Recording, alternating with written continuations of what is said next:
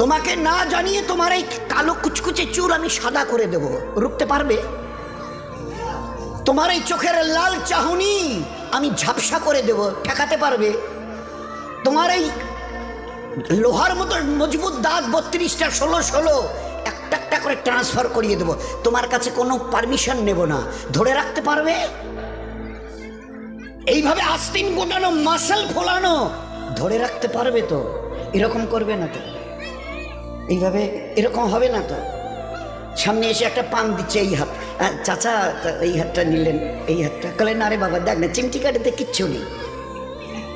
আসমান থেকে আওয়াজ দিচ্ছে, ও হাত তোমার কথা শুনে আমার, এ হাত তোমার কথা শুনে আমার, আমি আর পাওয়াজকে শেষ করে নিয়েছি।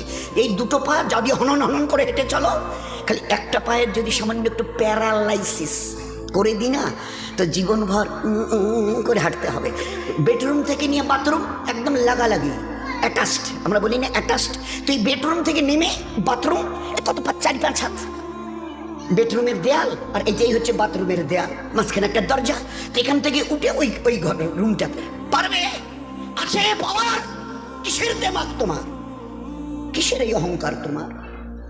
শুনুনি কোনোদিন নবীজির কাছ থেকে অহংকার, তাকাব্বুর এটা আমার চাদর, বড়াই এটা আমার চাদর, আল্লাহ বলছেন। আর আমার চাদর ধরে যে টান দেয় তার ঠিকানা কোথায়? এবার বলেন না, সবাই কম বেশি জানেন।